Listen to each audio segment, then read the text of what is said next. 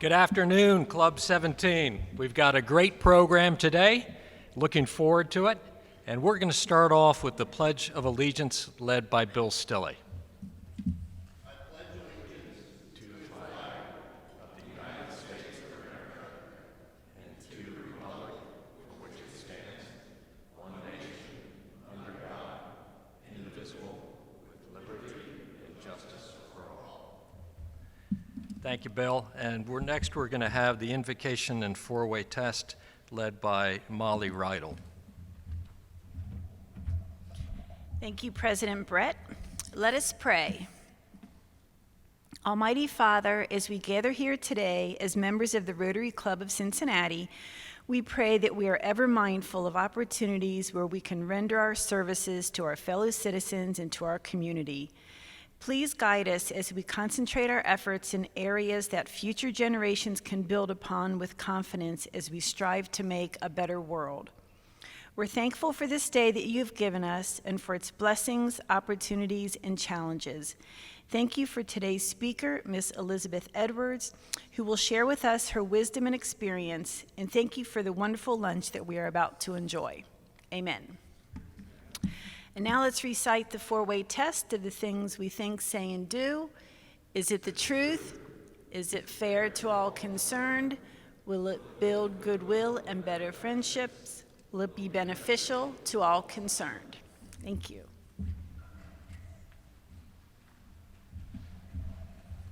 Please be seated. Molly, thank you. And Tim Hirschner is now going to introduce our guests. Thank you, President Brett. We have a guest here with us today on this rainy day, beyond in the social distancing life we are living, our friend on our shoulders. Here with us today is Lauren Vogelpohl. She's the Vice President of Private Banking at U.S. Bank and guest of Ali Hussein. Welcome.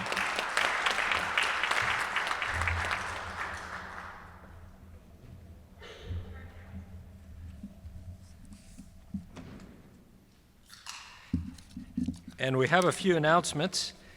Last week, somehow I forgot to mention the birthdays, so we got a longer list today. We'll hit those.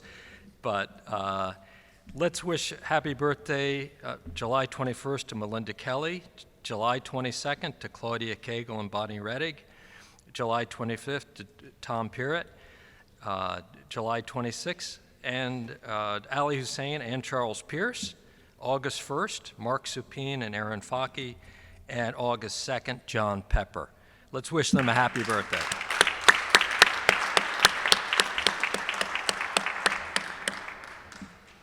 And just a reminder, we've got our Rotary picnic on Saturday, August 22nd. It's going to be what we call a rolling roto run, which is an event we're doing in combination with the Southern Ohio Antique Car Club of America. So people will start to gather that Saturday at Camp Allen by 10 o'clock. Anybody who would like to join that road rally is welcome to go out with the antique cars and the classic cars, and you can drive any car you'd like to drive to be part of it. That rally will go throughout Claremont County, some really nice stops along the way, and some scenic stops. There will be a lunch stop at Sycamore Park. You can either buy your lunch along the way or bring your own food and beverage.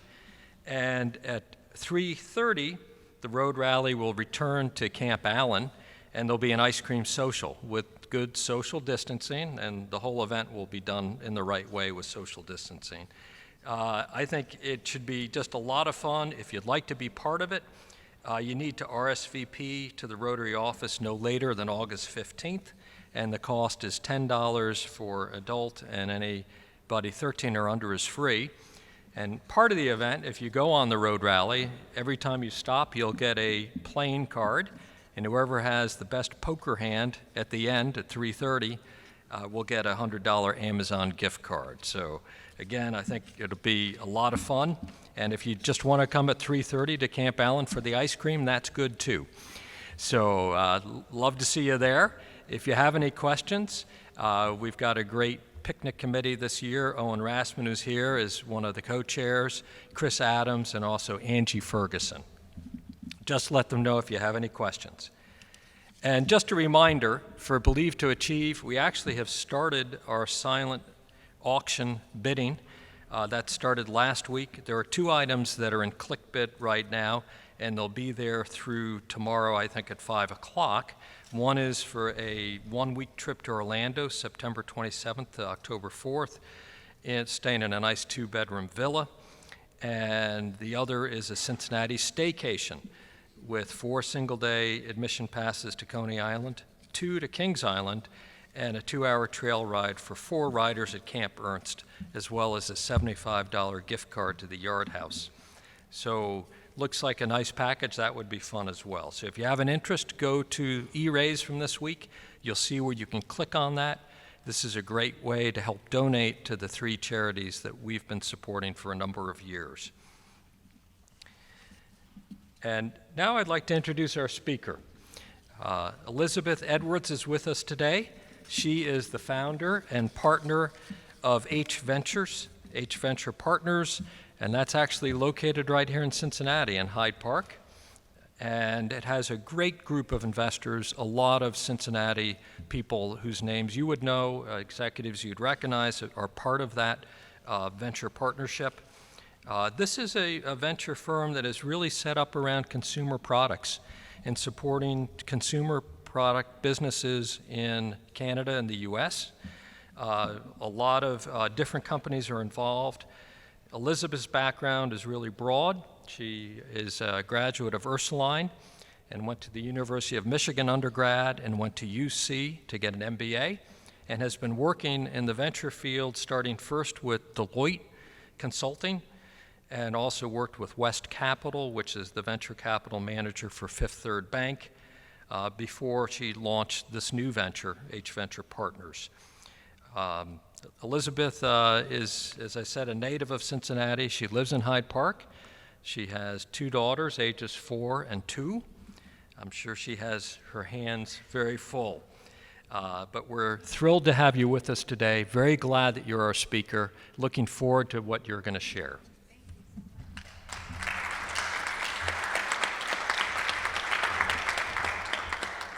Thank you all so much for having me today. It's a pleasure to be here and to share with you things that I love talking about. First and foremost, what we're doing in the field of venture capital and the firm that we're building right here in Cincinnati.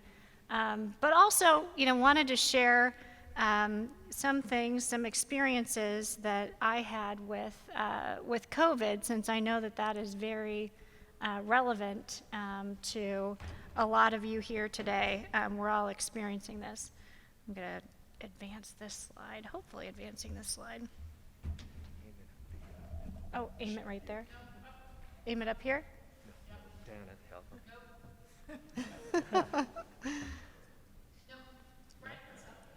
Oh, no wonder. Oh, there we go. Thank you. Well, as you know where to point it, we're good, right? Well, so just a quick agenda. I'll start out with my experience with COVID. I was an early adopter, unfortunately, with COVID. And then get into why we're building the #1 consumer venture fund in the world right here in Cincinnati, how we're doing that. Talk a little bit about what is venture capital and why it's a good asset class. It's one that's quite rare here in Cincinnati, but quite common in other parts of the country.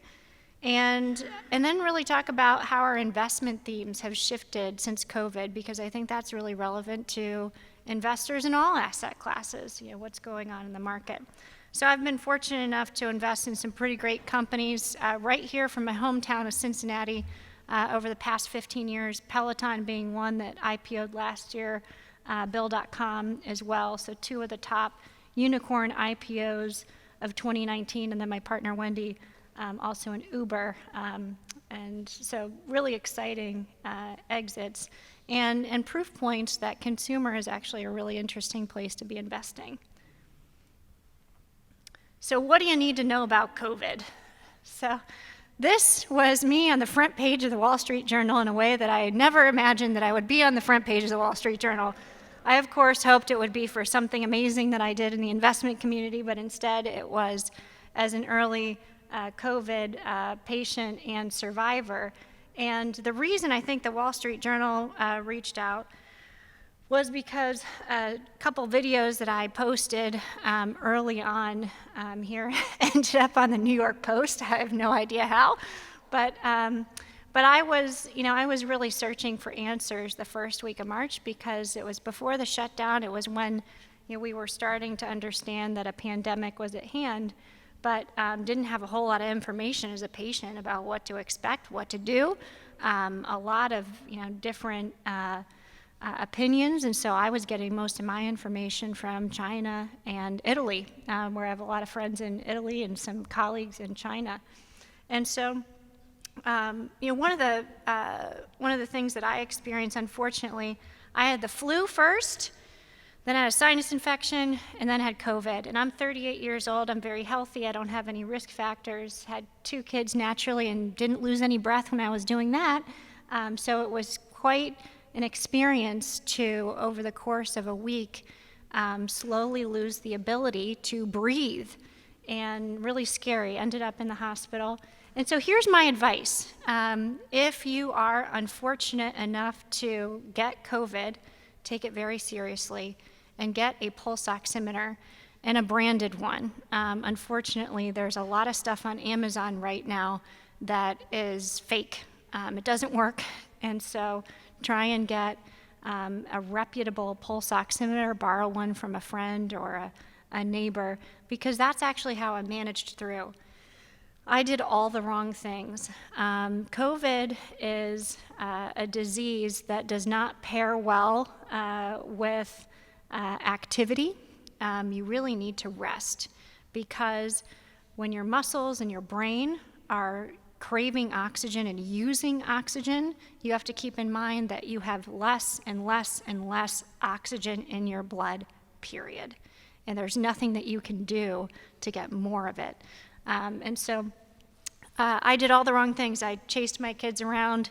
I was trying to get affairs in order.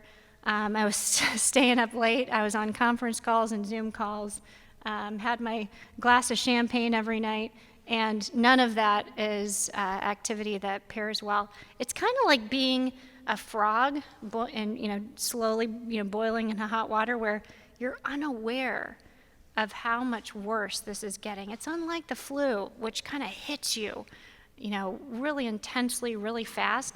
This kind of built slowly. It was insidious over time and crescendoed to a point that, day 7 and 8, I could not breathe, and got to the point where my husband finally took me to UC to get checked out because they had done everything else that they could. So this is a pulse oximeter. If you have friends that have COPD or emphysema, you may have seen one of these. They put you on these when you're in the hospital, hooked up to all the machines. The top number is your oxygen saturation. The bottom number is your heart rate in beats per minute. And for me, I'm always at 100 in terms of saturation. And my resting heart rate is usually pretty low, in the 60s. And so I was having real trouble because my oxygen was dipping down to like 95. I would feel lightheaded, even laying down, doing absolutely nothing, not talking. And that kept going on, it gives you a headache. And the thing to know is that below 90 is dangerous. And there are actually a lot of people, depending on how it hits you, that will get below 90, they feel just fine. And that's called happy hypoxia. And that's really dangerous. And this is why if you get COVID and you're short of breath, rest and get a pulse oximeter. And just plan on being in bed, catch up on Netflix, read a couple good books, don't talk to anybody, and monitor those vitals. And so I'll just say, I'm not a doctor. Obviously, keep your doctor posted. But this is what happened. So New York Post, posted the story about my experience, and then Wall Street Journal. Those are the two big spikes you see in the Google trends, because it's really the only tool. It's sort of like a thermometer, monitoring your your temperature, which is another key thing to check out. How many people in the audience here know somebody who's already contracted COVID? How many of them ended up in the hospital? Okay, 1, okay, 2, okay, 3. I had a different experience. It's so interesting when you talk to people, their experience, because I think, watching the news is tough. So many different opinions. So I just go back to the people that I know that have gotten it, right? Personal info. These are not a lot of data points here, but 6 families that are friends of ours have gotten it so far. By the way, we're all 38-year-old moms with kids and no risk factors. Here's what happened to the moms. 3 stayed home. One was the one that stayed home that was kind of on the borderline. Her oxygen did get to 95 and started slipping, down to the low 90s. And so she was borderline, but ended up, she was okay, didn't have to go to the hospital. 3 of us were hospitalized. So I was checked for a heart attack. You saw my resting heart rate on that pulse ox was 110. That was doing nothing. My heart was racing in order to keep up with the oxygen. So I kind of felt like, man, I can't breathe, and I'm just like having a heart attack all day. So UC checked me out, ultimately discharged me. And then another friend, high school girlfriend from Ursuline, ended up on oxygen, a nasal cannula for 5 days. Another, unfortunately, out in Anderson, had to go on a vent and was in a coma for 5 weeks. All healthy, no risk factors. So when I talk about risk factors, I want to remind you, I don't have emphysema. I don't have asthma. I've never had any issues. What did I have? My compromised immune system was a sinus infection. It's just that you don't really know what you're fighting, right? You could be fighting something off right now. So key takeaway is take it seriously, stay home if you can, and definitely wear a mask. In our office, everybody's home. When I'm out, I'm always in a mask. And I think, I don't know if you all saw this speech by the Queen, but I thought she, had a lot of really great things to say. And I love the last point, which is the pride in who we are is not a part of our past. It defines our present and our future. And I actually think that, every single generation, she really brought this home in this speech, has its unique challenges. And I think generationally, when I talk to folks in my grandparents' generation, for instance, or my parents, look, my dad was deployed in multiple wars. To him, this is hitting him in a different way than, for instance, my stepson, who is turning 18 in September. And so this is his first real crisis. And it's really about how we respond to it. So on to lighter topics. I want to talk about what we're building at H Venture Partners, because we're building the #1 consumer venture fund in the world right here in Cincinnati, because Cincinnati is a consumer capital, and I'll tell you how we're doing it. So very simply, we invest in the products that you can touch, things that you find in your home. So if you can find it at a mass retailer like a Target, it's probably a category that we invest in. So food, beverage, apparel, personal care, beauty, fem care, baby care, fabric care, home care, all the cares. And the H in our name stands for human, because we are human beings first. I don't think anyone sitting here thinks, I'm a consumer first, right? We all have unique needs, and so we're really focused on those fundamental needs, things like food, shelter. All the things on the left are the types of things we invest in. That represents 90% of consumer spend. And so the things on the right, restaurants, consumer services, technologies like Uber, marketplaces, those are things that we leave to other investors, and those other investors primarily being in Silicon Valley. We also invest in purpose-driven brands. So these are brands like Patagonia that stand for more than the products they sell.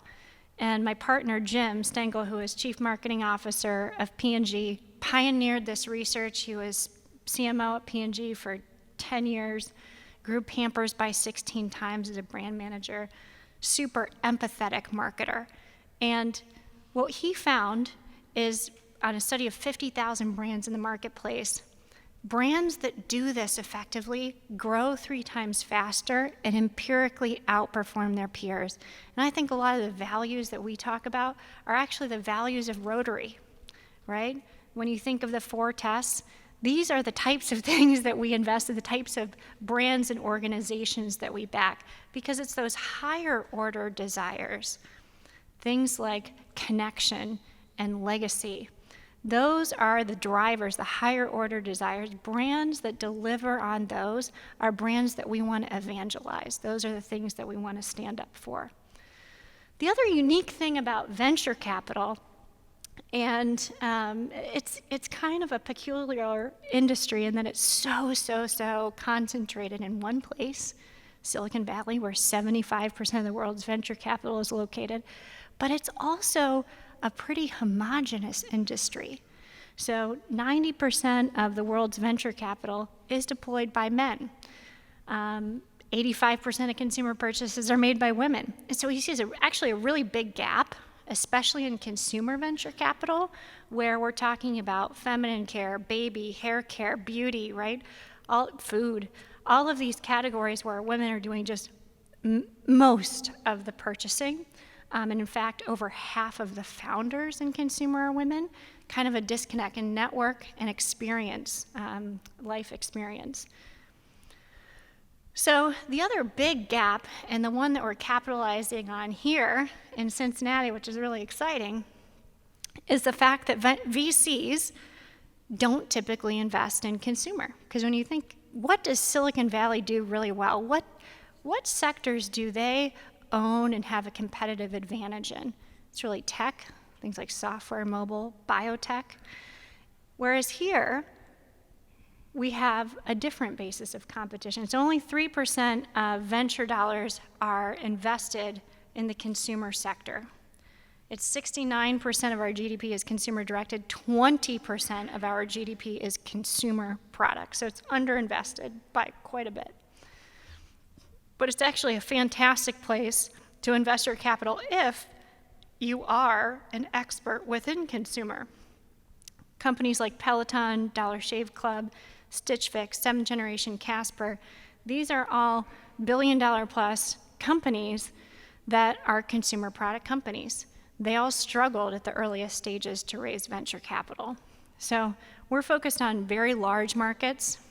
Our smallest category that we'll consider is a billion-dollar category, but we're actually more focused on things that are more 50 billion, 100 billion, trillion-dollar categories. Things like food, beverage, beauty, etc. We're focused on those fundamental needs. So a fundamental need is something that you're going to spend more than $1,000 in your lifetime on. If it doesn't hit that litmus test, it's going to be really, really hard to build a billion-dollar brand. So we're thinking more platform brands. A great example of this would be Honest Company. If you're familiar with the diapers, and Honest Company, they're both in baby care and in beauty. They're taking over Target right now. Method would be another one in home care. So those are companies that dominate an entire aisle or show up in multiple aisles. We're also focused on prime acquisition targets. So our strategy is a little bit different than what you normally find in venture, where it's all hits driven. It's the Babe Ruth strategy. You got to get a home run and you have a lot of strikeouts. We don't do that. We're more focused on getting on base, right? Second or third is great for me, especially if I can do it every time. And so losses are something that we try to avoid. We're a little bit more conservative, right, than you would find out in the Valley. But that's because our companies, 80% of them in consumer, are acquired by a strategic acquirer for about $200 million. And so capital efficiency is really important. The name of the game is not how much venture capital you can raise, right? We're not looking for a company that's going to raise $1 billion of venture capital and then IPO. We're looking for a company that's going to raise 5, maybe 10, probably 5, get to about 10, 20 million in revenue, and then a P&G, Unilever, L'Oreal, Estee Lauder, Kellogg, Nestle will purchase that company for 100 to 300 million. So the other thing that we like is scale without scientific risk. Huge markets. We are looking at real technology, but we leave that technical risk to other investors. We wait until we have at least a prototype and we're ready to go to market, because that's where we can really help. So not a whole lot of people do this. If you look later in the value chain, a ton of private equity firms focus on consumer. Firms like Carlyle, Catterton, TSG, Bain. These are firms that you're probably familiar with. They're well known out there in the space. But when you look at earlier, firms, aren't a whole lot of us. And actually, you would expect the opposite, right? You should have more firms at the earlier stages, fewer firms at the later stages. So we're focused really on bringing our consumer expertise to the table. Cincinnati is absolutely the place where you want to build the #1 consumer venture fund in the world, and that's because we are the #1 consumer test market in the country, and we have an incredible concentration of consumer expertise located right here. So when you think about it, we have the headquarters of the largest consumer products company in the world, P&G, largest grocer in the US, Kroger. We have Macy's, we have Cow, we have all of the data firms, consumer insight firms, brand and design that serve those large institutions. And in fact, Fair Isaac considers Cincinnati to be representative of the demographics of the US. Why is that? We're not north, south, east, west, black, white, liberal, conservative. Of the top 100 MSAs, we're number 50. We're just about as middle of the road as you can get, which is why restaurant concepts, brands come here to test out their products to see if they're going to fly. And the incredible advantage that we have is while a lot of our peers are based on the coast, right? We invest in New York companies, we invest in San Francisco companies, but we don't live there. Why is that important? When you look at the companies that are being backed in Silicon Valley, those firms are priced in a way, and the value proposition is presented in a way that is really only attractive to a select few. Manhattan and San Francisco are two of the most expensive markets in North America. So the things that seem normal there are in fact not normal. They are not the majority, which is why they're surprised. In election years, think about it, every presidential election has gone the way of Hamilton County. So when we look at consumer insight and really understanding what works in the middle, we have an incredible advantage. The other interesting thing is that consumer is not a focus area or a strength for Silicon Valley. Where are all of the major CPG firms? Where are all the retailers? P&G, Kellogg, Macy's, Target, Walmart, Mars, Hershey, right? Coca-Cola, they're in the middle. That's where everything is made. That's where all the big retail decisions are made. And so that's why it's such a great place to be. So I've been investing all over North America, here from Cincinnati, for 15 years. And first, as a generalist, investing in a lot of technology, companies like Bill.com, which was an investment we made on behalf of Fifth Third. Great outcomes, top quartile and top decile venture returns right here in Cincinnati.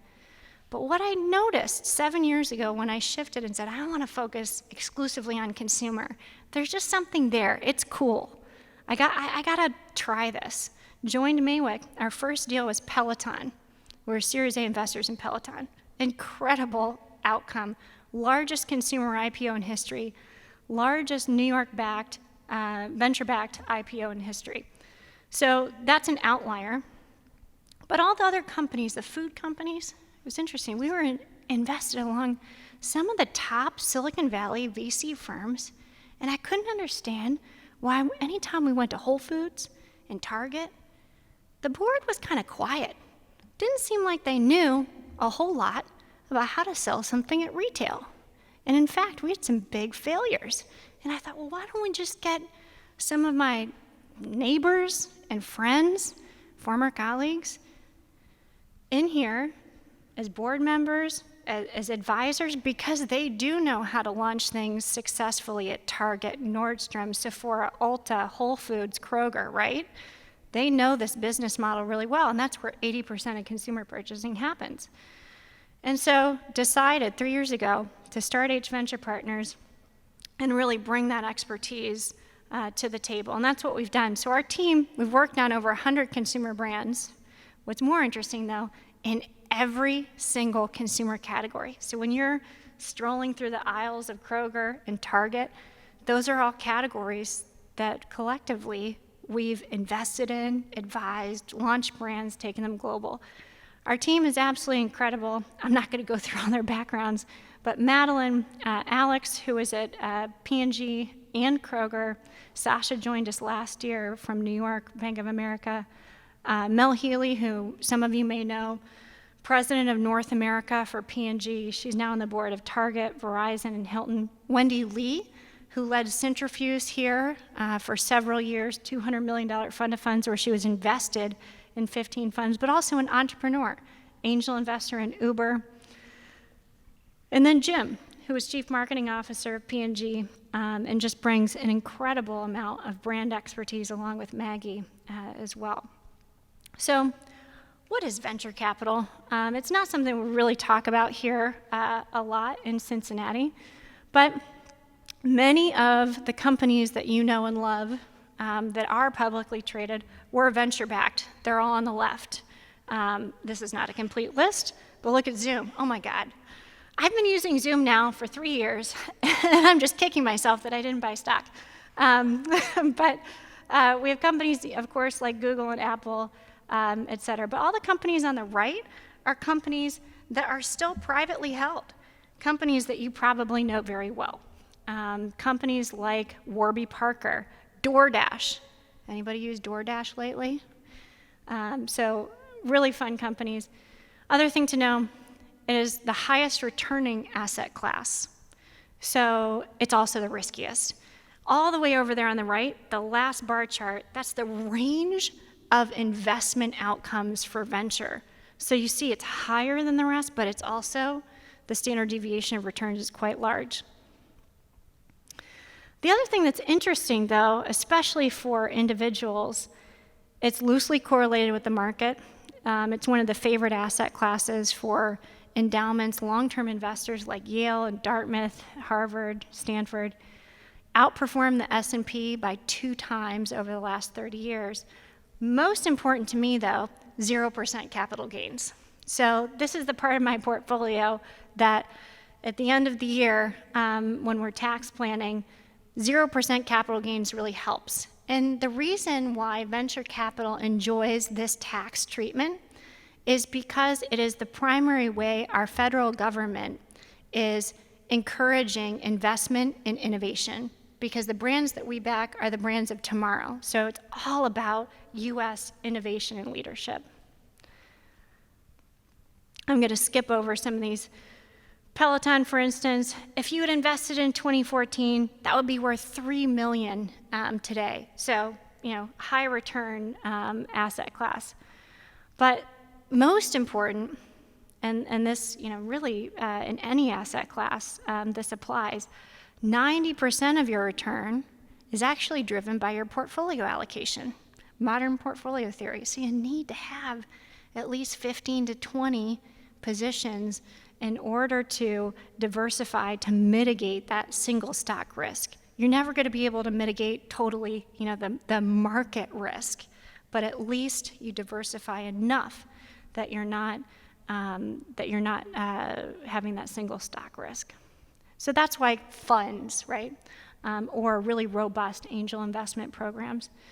I'm just going to click really quickly around how have we adjusted, how have other investors in public equities, et cetera, adjusted for COVID.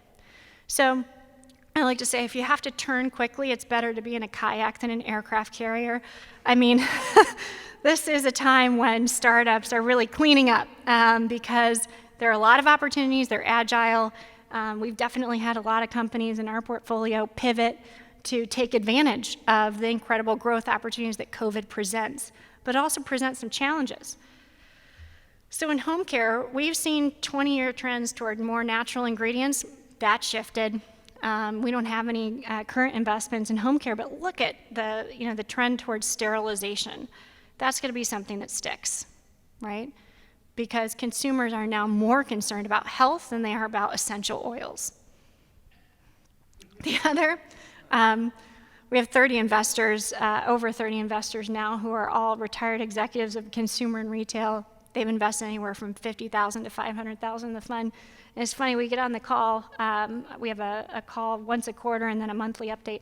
And one of our investors go, well, I dyed my wife's hair today. That was a first. And that is something that everyone universally is experiencing, from beauty service to productization. And we've seen this across the board, and no better example than hair care. Madison Reed, Amy Errett's a good friend, $100 million jump in revenue, right? Because they're direct-to-consumer hair color. And so then we saw conversations change because we're not getting ready like we used to in the morning, and we are also not going into salons, but some things are actually increasing. So masks, and not these kind of masks, where the facial masks for women have really taken off. Pet adoptions, up 90 to 180% depending on the state. So the pet care market is absolutely exploding. And you see that across the board with incumbents and new entrants, which is really exciting. But that getting back to Maslow's hierarchy of needs, the need for connection. And then we're really nesting. Home projects are up, which might be counterintuitive because you would think at a time where there's economic disruption, you'd see less investment in durables. That's not been the case. People are really nesting. But we're buying more sweatpants. So apparel has really been hard hit. Food, largest market that we cover, largest consumer category, 35% of American households had never cooked at home before. 35%. I have a feeling that's nobody here, but definitely my younger cousins, my millennial younger cousins. So too small to read, but this has also created a lot of issues for investors. And I don't care if you're early stage like me or later stage. We're looking at multiple compression, which means that whereas we might have paid 4 times or 5 times revenue for a company, that's sliding down. If you're already invested, it's something to keep in mind. We have a tool called a convertible note, which is a financial instrument, particular to my asset class, where we can actually totally take valuation risk out, so we have no downside risk. Capitalization risk, harder for companies to raise capital, slower growth. In consumer, over the next 5 years, we think it's going to be about 10% slower. It was already growing at a pretty good clip, but we think that growth is going to slow. Payment terms, retailers, specialty retailers that have been impacted have been closed. So there have been winners and losers. Sephora, Ulta, closed. Target, open. Those closed retailers are starting to put pressure on their brands to bear some of that expense. So payment terms that might have been net 30 are now net 90, net 120, which means we need to build more cash into our projections. Supply chain, same thing. Cosmetic ingredients coming from Italy, component parts coming from China. When it takes 8 weeks longer to get here, that means we need to do deeper inventory buys. Again, meaning we need more cash on the balance sheet. Instability in specialty retail, hard to launch a brand in a retailer that's closed. So we've really shifted to focus more and more and more. We were already focused on consumer essentials, but now we're particularly focused on those consumer essentials that are going to perform well at retailers that are always open. And then price sensitivity. I mean, I don't know how you all feel, but whether you look at the 35% of Americans that just lost their job or the vast majority that have actually experienced pay cuts or just revised budgets, for entrepreneurs.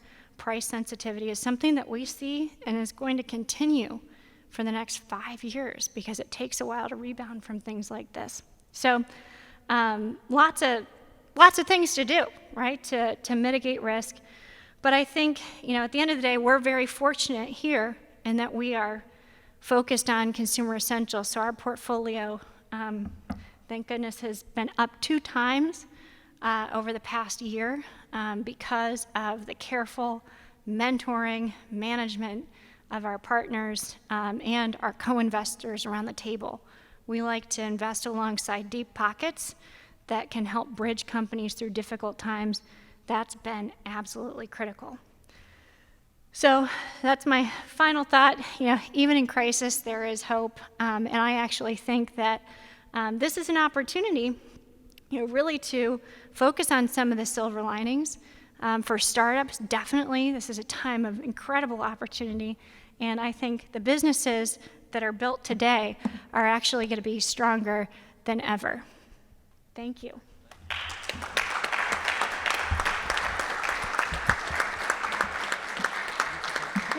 Yeah, I will. I'll take, if anybody has any questions, and just, get the hook out when you're, go. Yeah, so our typical investor really is retired executives of consumer and retail, but also people that love alternatives. We have a couple that are, surgeons who love investing in real estate, the like. Our minimum investment is $50,000, and that was really strategic because when we first we started with P&G, and then we went to Kroger, and then we went to Macy's, and then we went to Tyson and Target and Smucker's, et cetera, and we kept growing our community of investors that way. And when we were talking to individual executives, many of whom had just retired, months or maybe a year before, we said, it is more important that we get this person involved in our company than the size of check they write. Now, if you don't believe in us enough to write a check, then you don't. But that's been kind of a magic number because it's meaningful enough. I would say the average for those folks is actually $250,000 because they're spending anywhere from 5 minutes to 5 hours a month helping make retail connections, R&D, supply chain, et cetera. And then we have others that are outside of that realm who happen to be friends and whatnot of that group. So most of our investors come that way organically through introduction from others. But it's $50,000. I'm still trying to formulate the question because you shared so much. I have to congratulate you on the size and depth of your vision going forward.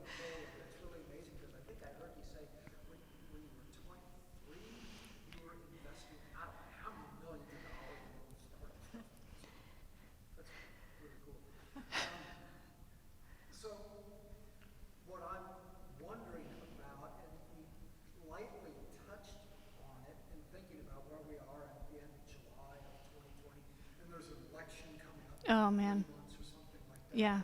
And who knows what changes there are going to be in the tax structure. Yeah. With the deepening Mariana Trench of debt that the United States government and the taxpayers Yeah. are assuming. Those are great. Those are great tidbits to start on. So, we have an election year coming up. Changes to taxes. What I can tell you is the qualified small business stock tax treatment was developed, I believe, in the 1980s.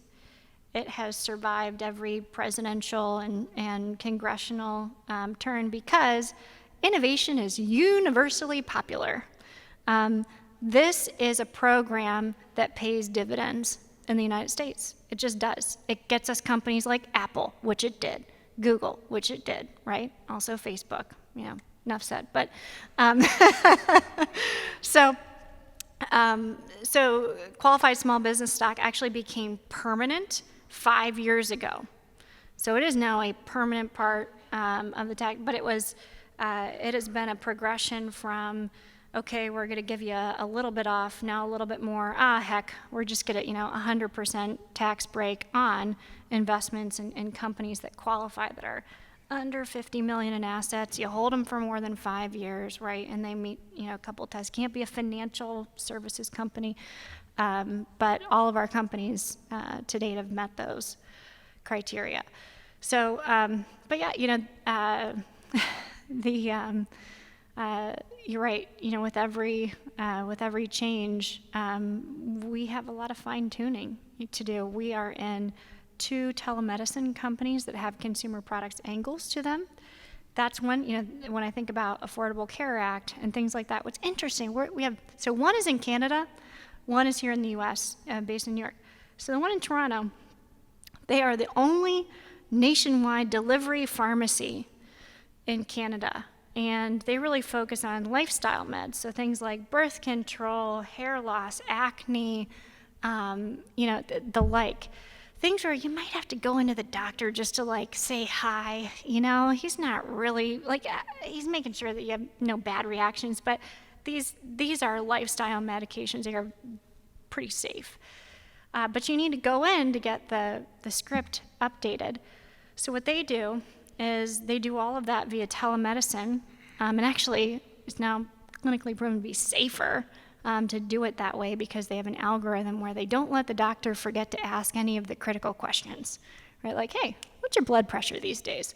So they had an incredible, boon because of COVID, because people are looking at that trade-off, like, do I want to go to the dermatologist to get my acne medication? Like, it's COVID, right? Or their original thesis was, hey, we have national health care, which means you can't get a primary care doc appointment. Huge shortage.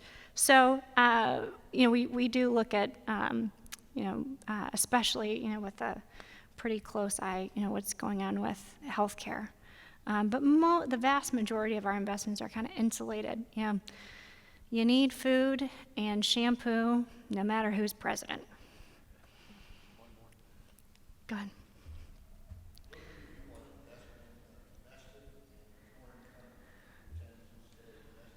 Yeah.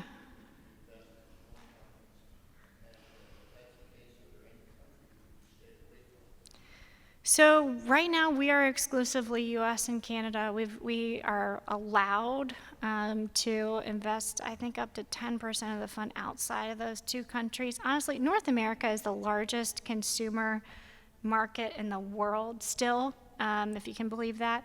So there's a lot of work to be done here first. I think, when we look out over 10 years, will we be a global firm? Absolutely, yeah. But right now, we're focused on, our first couple funds have to be absolute hits so that we can attract more institutional venture capital.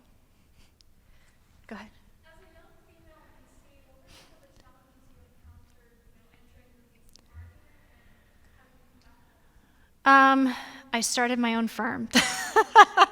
No, it's an incredible network, actually, of female venture capital investors, which is, even though it's small but mighty. So the deal flow from all over the world, because I'm, networked with, we have a couple of key networks that are Global Women in VC and Private Equity Women. And Global Women in VC is a 2,000 member organization that's all over the world, mostly North America, but all over the world. And most of those are actually, tech investors, healthcare, whatever. But they have friends and founders who are starting consumer firms, so we get those. So, I think, like with anything, the power is in the network and in the experience. And so we've really focused on building those positive networks that are going to give us an edge. And as you saw, our firm is not just women. Currently, our portfolio companies, 100% have at least one female founder. We're proud of that. 20% have a diverse founder. We're proud of that. And that's by virtue of consumer is a very diverse sector, which makes it actually, I think, an exciting sector to be invested in, because tech has been pretty male dominated. We're seeing in Silicon Valley more and more participation, in women starting some pretty exciting companies and getting some amazing exits. But yeah, so if you look at the investment industry, 70 trillion, 1% is managed by women and people of color. 1% of all capital. So I would say room to grow. And one final thought on that. I do take exception when we talk to institutional investors and they go, well, gee whiz, I mean, we'd love to, and we really support, more female investors and more people of color investing, but, we have to see, a track record and a reason. When you look at firms that are founded by women and people of color, they are more likely to be top quartile funds.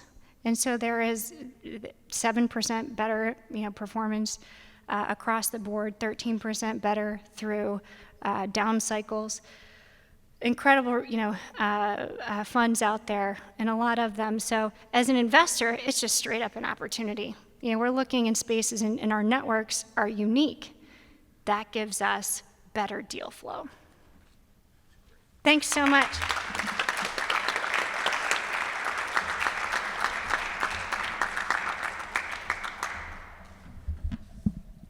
That was a great presentation.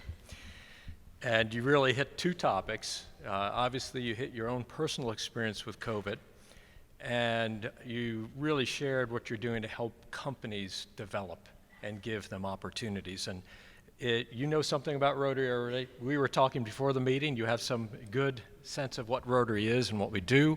One of our areas globally is to focus on growing economies. And obviously, you really have focused on growing economies and giving people opportunities that they normally would not have had to really start up a company and really develop something that can be sold and leveraged. And that doesn't even talk about all the employment and the jobs that go with that come along with it. So it's great to see how you're growing the economy, your firm is, and how these startup companies are growing it.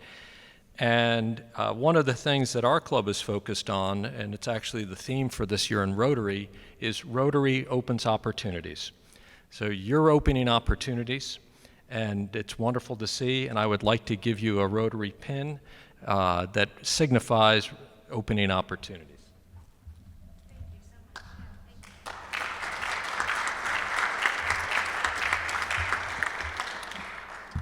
And another area Rotary is focused on globally is fighting disease.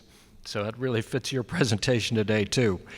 And you might be aware Rotary, since 1988, has been part of a global campaign to eradicate polio from the face of the earth. We've made enormous progress. We're very close. Polio is only in 2 countries at this point, and very small numbers of people. We have to keep going for another couple of years to get all the way where we need to get to. But in honor of you speaking to us today, we are going to make a contribution to the International End Polio Now campaign. So thank you so much, Elizabeth, for coming and speaking to us today.